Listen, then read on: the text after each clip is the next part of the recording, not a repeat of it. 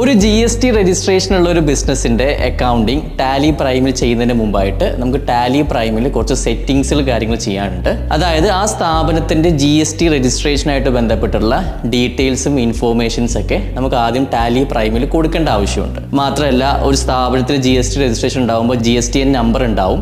അതിന് പുറമെ ബാക്കി GST ഡീറ്റെയിൽസിലെ കാര്യങ്ങളും അതിൽ കൊടുക്കാനുണ്ടാവും. അപ്പോൾ ഈ ഒരു വീഡിയോയിലൂടെ നമുക്കൊരു ബിസിനസ്സിൻ്റെ GST ആയിട്ട് ബന്ധപ്പെട്ടുള്ള സെറ്റപ്പ് എങ്ങനെ ടാലി പ്രൈമിൽ ചെയ്യാമെന്നും GST ഇൻഫോർമേഷൻസ് കാര്യങ്ങളൊക്കെ എങ്ങനെ ടാലി പ്രൈം സോഫ്റ്റ്വെയറിൽ കൊടുക്കാമെന്ന് മനസ്സിലാക്കാം. എൻ്റെ പേര് Raseem. Welcome to YouTube channel NSKL education.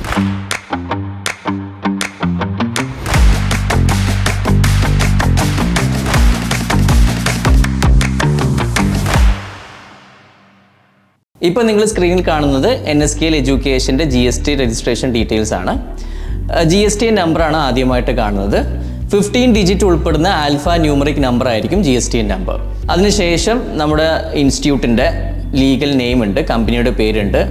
അതിന് പുറമെ നമ്മുടെ ബിസിനസ് അഡ്രസ്സ് കാര്യങ്ങളൊക്കെ ഇവിടെ തന്നിട്ടുണ്ട്.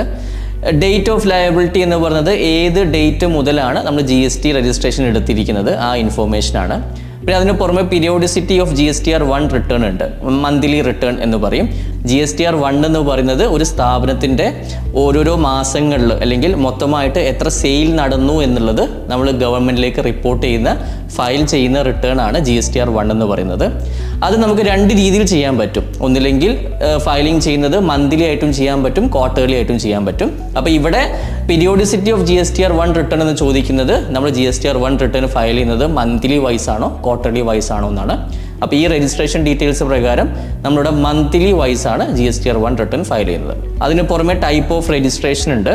നമ്മുടെ സ്ഥാപനത്തിൻ്റെ രജിസ്ട്രേഷൻ എന്ന് പറയുന്നത് ഒന്നില്ലെങ്കിൽ റെഗുലർ ആവാം, അതല്ലെങ്കിൽ നിങ്ങൾക്ക് കോമ്പോസിഷൻ സ്കീം പ്രകാരമോ അല്ലെങ്കിൽ നിങ്ങളൊരു സെസ് സോണിലോ ഉള്ള സ്ഥാപനം ആവാം.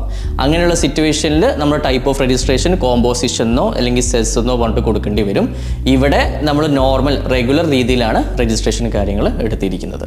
പിന്നെ പ്ലേസ് ഓഫ് അപ്രൂവിങ് അതോറിറ്റീസ്, നമ്മുടെ ഏത് സ്റ്റേറ്റിലാണ് നമ്മൾ രജിസ്ട്രേഷൻ എടുത്തിരിക്കുന്നത്. അപ്പോൾ കേരളയിലാണ് നമ്മളിവിടെ സ്റ്റേറ്റ് രജിസ്ട്രേഷൻ GST രജിസ്ട്രേഷൻ എടുത്തിരിക്കുന്നത്. പിന്നെ നമ്മൾ ഏത് ജൂറിസ്ഡിക്ഷനിലാണ് വരുന്നത്, കേരളയിൽ തന്നെ ഏത് ഡിസ്ട്രിക്റ്റിലാണ് വരുന്നത് എന്നീ കാര്യങ്ങളാണ് ഇവിടെ കൊടുത്തിരിക്കുന്നത്. പിന്നെ ഏത് ഡേറ്റിനാണ് നമുക്ക് GST രജിസ്ട്രേഷൻ സർട്ടിഫിക്കറ്റ് ഇഷ്യൂ ചെയ്തിരിക്കുന്നത്. അപ്പോൾ ഇത്രയാണ് NSKL എഡ്യൂക്കേഷൻ്റെ GST ആയിട്ട് ബന്ധപ്പെട്ടുള്ള ഡീറ്റെയിൽസ്.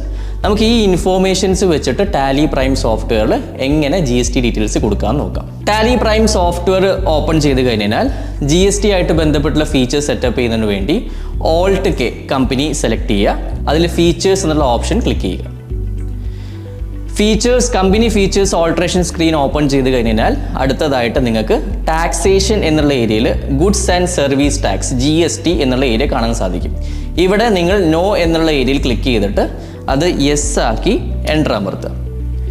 രജിസ്ട്രേഷൻ സ്റ്റാറ്റസ് എന്നുള്ള ഏരിയയിലെത്തും. GST ഡീറ്റെയിൽസ് എന്ന് നിങ്ങൾക്ക് ടേബിൾ കാണാൻ സാധിക്കും. ഇവിടെ രജിസ്ട്രേഷൻ സ്റ്റാറ്റസ് ആക്റ്റീവ് എന്നുള്ളത് മാറ്റിയിട്ട് നിങ്ങൾക്ക് ഇനാക്റ്റീവ് ആണെങ്കിൽ, രജിസ്ട്രേഷൻ ഇല്ല എന്നുണ്ടെങ്കിൽ ഇവിടെ ഇനാക്റ്റീവ് ആയിട്ട് കൊടുക്കാം. ആക്റ്റീവായിട്ട് നമ്മൾ കൊടുക്കുകയാണ്. സ്റ്റേറ്റ് എന്ന് പറഞ്ഞിട്ട് ഓപ്റ്റ് ചെയ്യണം. ഇവിടെ നമ്മൾ GST രജിസ്ട്രേഷൻ എടുത്തിരിക്കുന്നത് നമ്മുടെ ഇൻഫോർമേഷൻ പ്രകാരം കേരള സ്റ്റേറ്റിലാണ്. അപ്പോൾ ഇവിടെ കേരള കൊടുക്കുന്നു. അതിനുശേഷം ചോദിക്കുന്നത് രജിസ്ട്രേഷൻ ടൈപ്പാണ്. അതായത് നമ്മൾ രജിസ്ട്രേഷൻ എടുത്തിരിക്കുന്നത് റെഗുലർ ആണോ, കോമ്പോസിഷൻ ആണോ, അല്ലെങ്കിൽ സെസ് പ്രകാരമുള്ള സ്ഥാപനമാണോ, സ്പെഷ്യൽ എക്കണോമിക് സോണിലുള്ള സ്ഥാപനമാണോ. അപ്പോൾ അവിടെ ഓപ്ഷൻസ് വരും.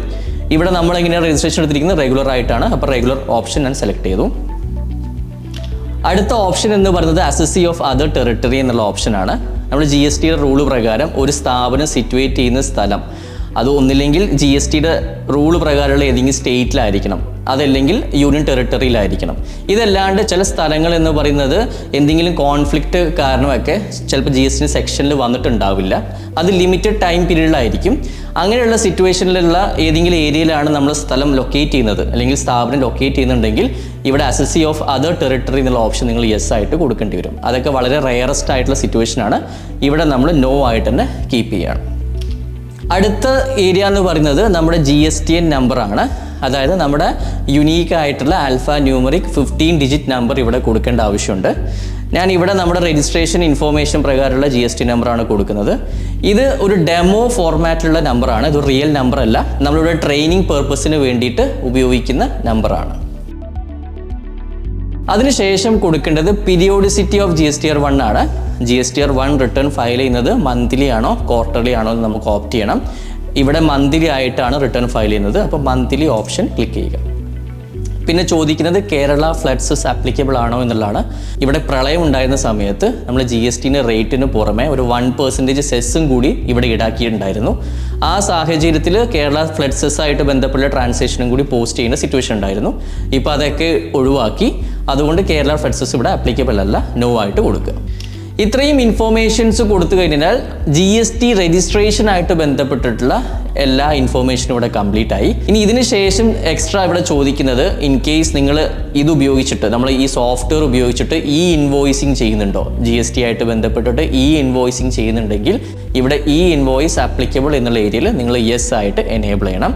ഇനി അതിന് പുറമെ നിങ്ങൾക്ക് വേ ബിൽ എടുക്കേണ്ട സിറ്റുവേഷൻ ഉണ്ടോ, എന്തെങ്കിലും രീതിയിൽ നിങ്ങൾ സ്റ്റോക്ക് കാര്യങ്ങളൊക്കെ ഡെലിവറി ചെയ്യുന്ന സമയത്ത് 50,000 മുകളിൽ വാല്യൂ ഉള്ള സ്റ്റോക്ക് നിങ്ങൾ ട്രാൻസ്പോർട്ട് ചെയ്യുന്നുണ്ട്, അങ്ങനെയുള്ള സിറ്റുവേഷനിൽ വേ ബിൽ ജനറേറ്റ് ചെയ്യേണ്ട ആവശ്യം ഉണ്ടാവും.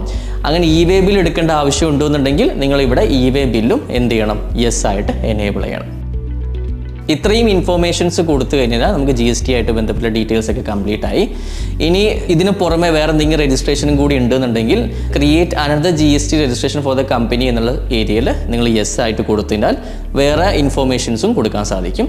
ആക്സെപ്റ്റ് എന്നുള്ള ഏരിയയിൽ യെസ് എന്ന് ക്ലിക്ക് ചെയ്ത് കഴിഞ്ഞാൽ നമ്മൾ GSTയുടെ ബേസിക് ആയിട്ടുള്ള ഇൻഫോർമേഷൻസ് കാര്യങ്ങളൊക്കെ കൊടുത്തു കഴിഞ്ഞു. ഇനി അടുത്ത ഏരിയ എന്ന് പറയുന്നത് set or alter company GST rate and other details എന്നാണ്. അതായത് നമ്മൾ GST ആയിട്ട് ബന്ധപ്പെട്ട് രജിസ്ട്രേഷൻ എടുത്ത് നമ്മൾ സാധനം വിൽക്കുമ്പോൾ സ്വാഭാവികമായിട്ടും ഓരോ പ്രൊഡക്റ്റിനും അല്ലെങ്കിൽ കൊടുക്കുന്ന സർവീസ് ആയിക്കോട്ടെ GST റേറ്റുകൾ വ്യത്യാസം ഉണ്ടാവും. അപ്പോൾ അതായിട്ട് ബന്ധപ്പെട്ടുള്ള HSN കോഡ്, GST റേറ്റ് എന്നീ കാര്യങ്ങളൊക്കെ കൊടുക്കേണ്ട ആവശ്യമുണ്ട്. അത് പൊതുവെ ഇവിടെ കൊടുക്കാറില്ല. നമ്മൾ അതാത് ലെഡ്ജേഴ്സ് ക്രിയേറ്റ് ചെയ്യുമ്പം ആ സർവീസിൻ്റെ ലെഡ്ജർ ക്രിയേറ്റ് ചെയ്യുന്ന സമയത്തോ അതല്ലെങ്കിൽ സ്റ്റോക്ക് ഐറ്റം ആണെങ്കിൽ സ്റ്റോക്ക് ഐറ്റം ക്രിയേറ്റ് ചെയ്യുന്ന സമയത്താണ് ഈ ഇൻഫോർമേഷൻസ് കാര്യങ്ങളൊക്കെ കൊടുക്കുക. ഇത്രയും ഇൻഫോർമേഷൻസ് കൊടുത്ത് നമുക്ക് ആക്സെപ്റ്റ് ചെയ്യുക. ആക്സെപ്റ്റ് ചെയ്ത് കഴിഞ്ഞാൽ നിങ്ങളുടെ GST ഇൻഫോർമേഷൻസ് കാര്യങ്ങളൊക്കെ ഇവിടെ കംപ്ലീറ്റ് ആയി. ഈ വീഡിയോ നിങ്ങൾക്ക് ഉപകാരപ്പെട്ടെന്ന് വിചാരിക്കുന്നു. ഇതുപോലുള്ള ഇൻഫോർമേറ്റീവ് വീഡിയോസുമായിട്ട് നമുക്ക് വീണ്ടും കാണാം. Thank you.